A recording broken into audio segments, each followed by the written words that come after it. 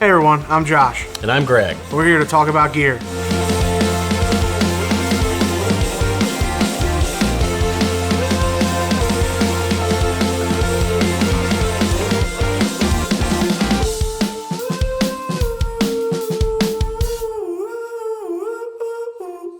Pins. Yes. So, you're the pin guy.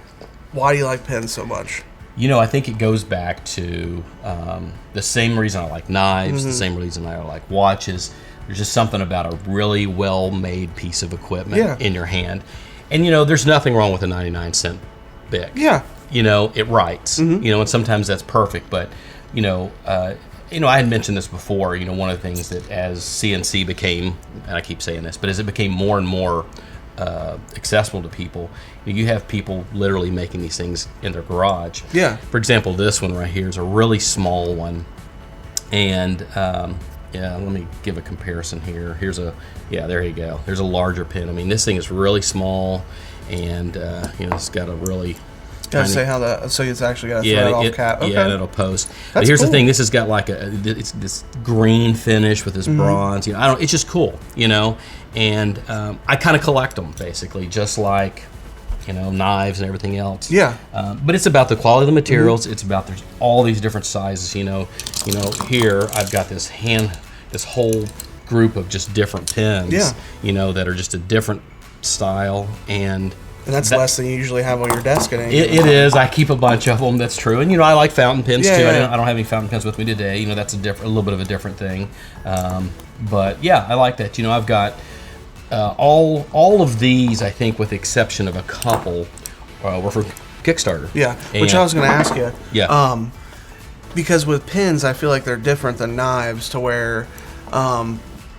Like every knife has a name and a brand, where pins, like you were saying, like that doesn't really, like, does this really have a model and a name and a company? It probably doesn't, Well, I think it did on Kickstarter, but okay. I don't know if they continued them after that. Same with this. A couple of these did turn into products, and I'll talk about one of these a little bit later. But again, I mean, you just look at the different styles that you've got. Yeah.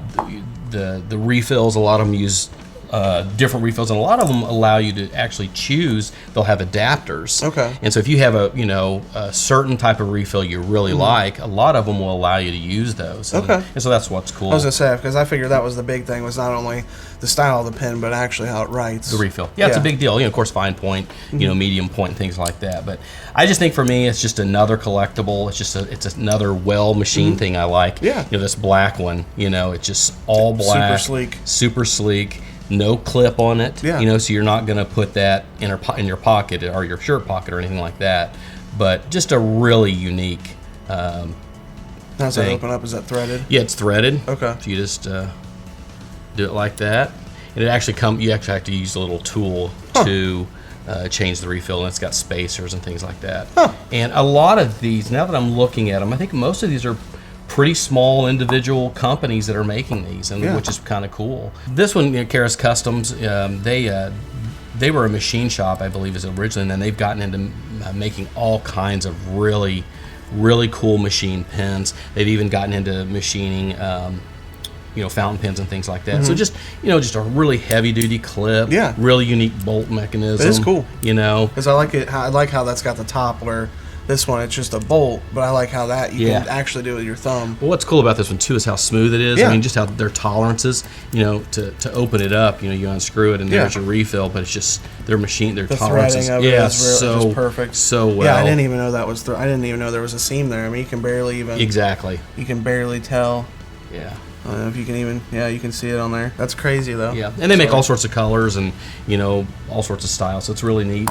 A couple of the other ones, I know this was, I think Sunderland was the name of the guy that did this. Just another really cool, more of a traditional style pen, I think, but the threading, again, the threads are all the way down. You get here, the threads are down here. Huh. And so when you thread the cap, it's actually threading up there. That's so crazy. It's really cool, really, really smooth, Oh, yeah. really nice, strong clip, for it, and just writes really well. Again, you've got choices of refills that'll post, and just a really sleek.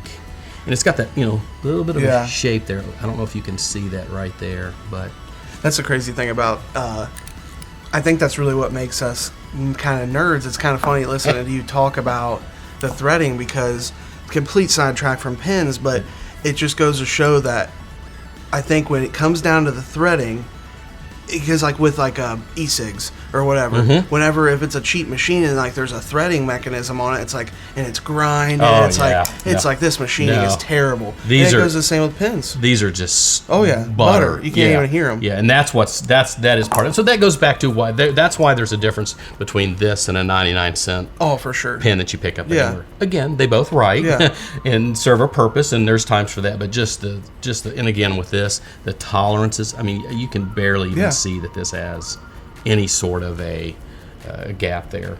So most all of these were Kickstarter. This one's really copper. Just so it gets the patina. This one's got a couple unique threading features. Really cool, heavy. This one is really interesting right here. We talked about Gearcast Custom. Of course, the Retro 51s I love. We carry a whole line of those in Gear Supply. Really nice pins, thicker. If you like something that takes up your, fills your hand a little better.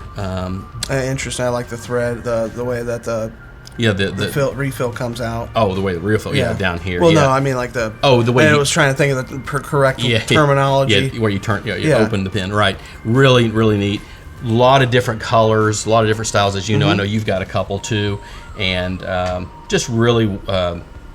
The weight feels nice. And that's another thing about some of these others. If you get a cheaper pen, they're light. I know like the Prometheus pen. Yeah, that one's a light one, but I mean with like this Boker, the solid brass, I mean it's got serious weight to it. I really like this pen. I have the 50 cal. This is the 45 cal. I love the clip. I do. The clip is cool. I thought it was a whistle, but it's definitely not. But that's a really cool pen. I like. And then you were showing me, I had no idea you had a prototype. Yeah, this is interesting. This one came off of Kickstarter, and I got in on it. And I don't know if you can see the shape. See, it's how it's kind of flattened. It's very comfortable. Yeah, and it's got a mechanism like that. That eventually became the Boker. Boker licensed it from D-Rocket Designs is who does it, and he's made a lot of really cool stuff. And so I really like that. I think they did improve the clip a little bit. I think this one was a little thinner. Oh yeah, that one is. But again, the shape is just so really. I know when people pick this up, they're like, oh, it's not round. Yeah. But it actually fits your hand really nice. It's so nice. It's funny. It is. Yeah. How comfortable it is. Yeah, and so that's another thing. Just the fit. Yeah, and the materials that it's a lot like knives. Yep. They're just like this is I always say it wrong. Micarta. Yeah. But it's a cool feeling too. So I mean, the thing I like is definitely the feeling of the material, and that goes back to the whole thing with why there's such a variety of pens. It's just like anything else. Yeah. It's what you like. I think I had said I typically wear a different watch every day. Probably carry a different knife every day too. And I do the same thing with a pen. The exception is that I'll always have your little. I'll always have my space pen with me just because of the size. I've always got it, but I'll typically clip something else in there. Yeah. And so you typically carry which one? I carry the 50 cal because I like the smaller like the weight pens. too, Well, don't I you? have a brass one, so it's a lot heavier. After talking to customers that are coming and looking at pens, some of them are like, I hate little pens. Right. They gotta have a full size one. That's true. But the thing is, I like compact pens. I think they're cool, small. But I can understand once it gets too small. Then you can't write with it if it's slipping on. Well, it depends on the size of your hands. If you've got big hands, something like this, it's going to be really hard to write with. Yeah. And to be honest with you, I don't write with this every day. Yeah. I liked it because it was unique. Absolutely. And that's a part of it too. It's just I like it. I like the quality of the machining and things like that. And that like the Prometheus, really well machined. Nice pens. Yeah.